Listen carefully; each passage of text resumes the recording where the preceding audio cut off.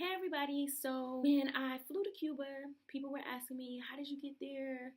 How did you like it? They were asking me a lot of different questions, but one of the main questions were, can Americans go? And so I decided to make a video because Cuba is very, very, very, very, very interesting. So I'm pretty sure this might end up being 2 or 3 separate videos.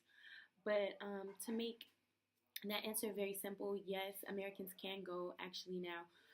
As of, I believe, July 30th, Americans are able to go without permission. So before, you had to get permission from the United States federal government. You had to fit into 12 different categories. Now you still have to fit into those 12 categories, but you don't have to get permission from the United States. It really doesn't have a problem with Americans coming. It was more so America who has a problem with Americans going to Cuba. The way that I actually went, even though I went after this July 30th deadline, I had already booked my ticket to Cancun, and I decided to fly from Cancun to Cuba because it is a quick, like, 2-hour trip. And when I looked from flying from like LA to Cuba, it was like $500 and something, and I wasn't really trying to be about that life. So I went ahead and booked it through Cancun, Mexico, and I think it cost me, I want to say it cost me like $300. When I got to the airport in Cancun to go to Cuba, I had to buy like a visa, which cost me like $25.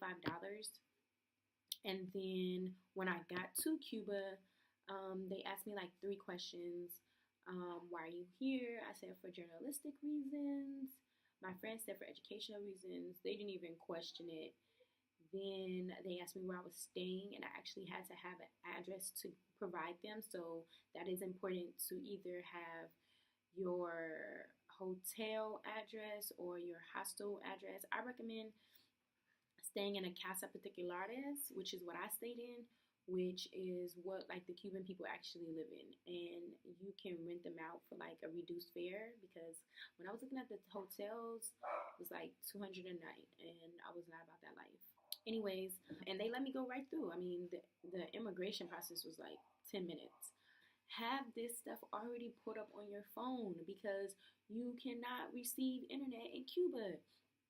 I kid you not. Like, I called Sprint and I asked them, like, can I use my phone in Cuba? They said yes, but it's going to cost a fortune. So I didn't even plan on turning on my phone. But when I ended up actually needing my phone, which is a whole nother story, I couldn't even use it. When I tried to call back to the US, I could not call back. So have this stuff already pulled up because you will not be able to receive internet or Wi-Fi while you're there. Like, it's not possible. It's really hard. You have to buy like a Wi-Fi card. It's just really hard. Just don't expect to use your phone while you're in Cuba. Like, it's not yet. I'm going to bring you all another video on how I almost got stuck in Cuba, and I'll also bring you all another video on just like the life in Cuba.